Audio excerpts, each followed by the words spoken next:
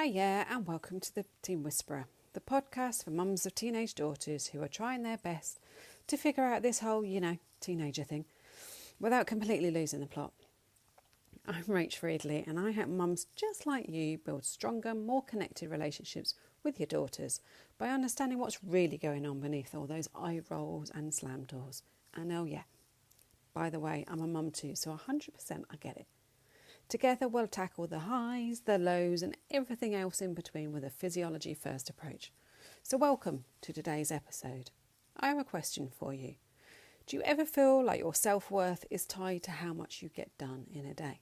Like if you're not checking things off your to-do list, then you're somehow failing. Yep, I know it. I've been there. And let me tell you, it's exhausting. You're running yourself into the ground trying to prove you're enough. And then when things don't go as planned, that little voice creeps in to say, see, you're just not good enough. I told you you couldn't do it. Today, we're going to talk about that. We'll explore where those feelings come from, how they impact not just your mind, but your body, and how to start breaking free from that cycle. Plus, I'll share a few practical tools to help you reframe that thinking. You ready? Well, let's dive in. So let's start by being honest. How many of us grew up hearing things like, you're never going to amount to anything. You're not as good as your brother. Why can't you just listen more? Why can't you just practice more? Why can't you just study more? You're just not good enough. No one's going to listen to you. You're a fraud.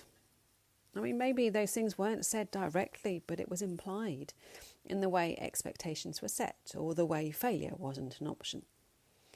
For some of us, it wasn't just the words, it was about needing to prove ourselves over and over and over again, feeling like we had to earn that love, that respect, that connection, even basic acknowledgement by working harder than everyone else.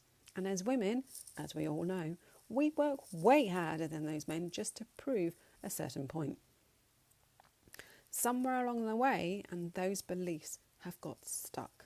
So now, as mums, that pressure has not gone away. Instead, it's morphed into that constant need to be everything to everyone. We tell ourselves, if I just do more, if I work harder, if I become a better mum, if I cook decent food, if I keep the house spotless, if I always show up for everyone else before myself, and I never drop the ball or forget things, then maybe I will finally feel like I'm enough.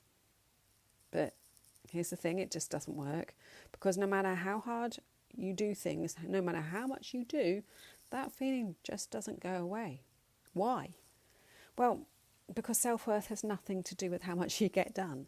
It's about who you are, not what you do.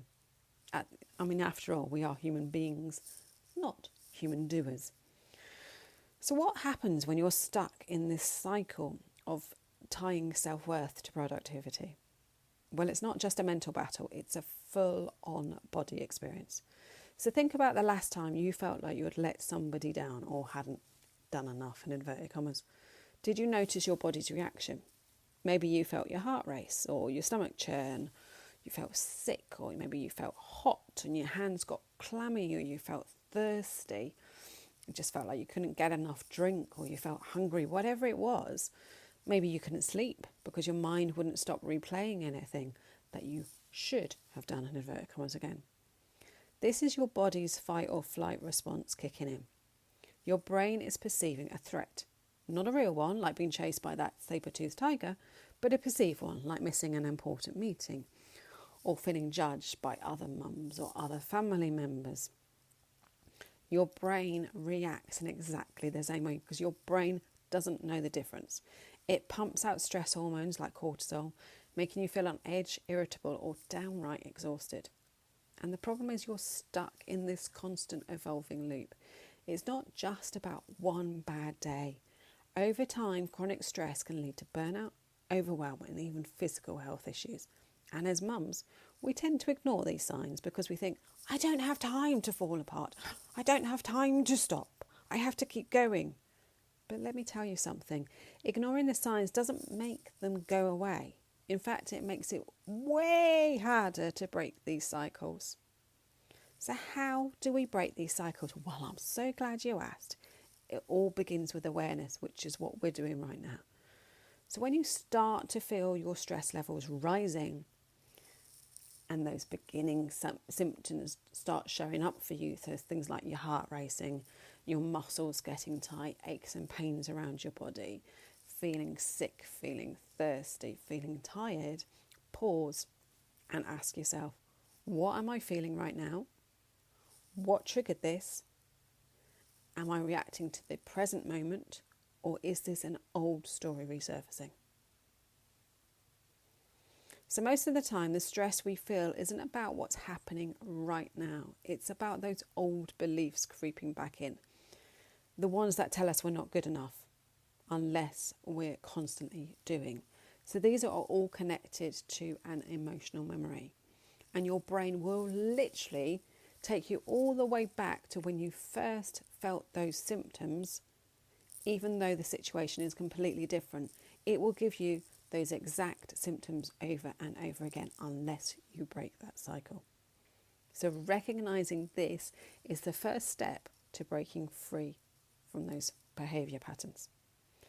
So now here is where it's going to get practical. So let me share 3 simple tools that can help you shift your brain out of these emotional memories, out of these behavior patterns. So number 1, reframe the narrative. The next time you catch yourself thinking, I didn't get this done again today, try flipping that script. Instead, focus on what you did accomplish, no matter how small. Did you spend 5 minutes connecting to yourself? Did you spend some time with your teenager without your phone, without being distracted by something else? Did you take a moment to breathe, really focus on your breath?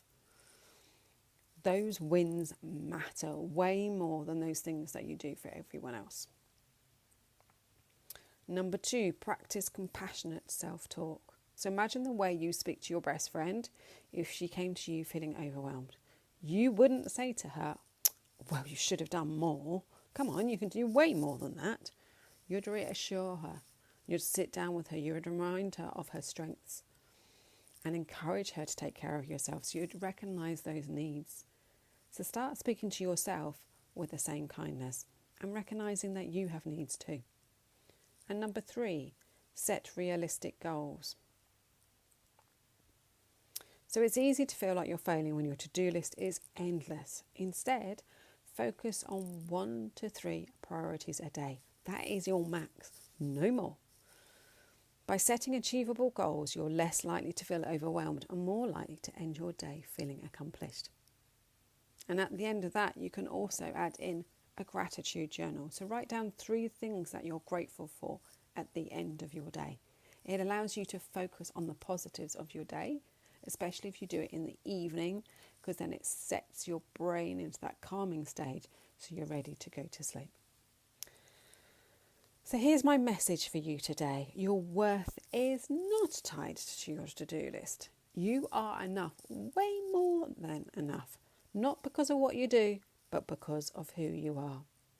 So this week, I challenge you to notice when these old stories pop up. Write them down if you can and reflect on how they make you feel. Spend time journaling on it. Do a bit of a brain dump on it. And next week, we're going to dive deeper into how to let go of those stories. Tap into that power of purpose and unlock your true potential as a woman and a mum. So before we go, I want to share something really exciting. My brand new membership, which is launching at the end of January. It currently has no name because the name is up in thoughts, is up there in the cloud at the minute. This new membership is a step-by-step journey to help you feel more confident, more connected and in control as you navigate life with your teenager. You'll learn how to decode your teen's behaviour and respond in ways that strengthen your bond. You'll build better communication and create a calmer, more supportive home. And you'll prioritise your well-being so you can show up as your best self. You'll get exclusive resources, live coaching, and a community of mums who truly get it if you join me at the founding member launch. So find out more and join the wait list on my website, the 3Ws, teenwhisperer.co.uk. And thank you. Thank you for spending time with me today. Remember, you are enough just as you are. And see you next time. So take care. Have a wonderful week and I'll speak to you next week. Take care. Bye-bye.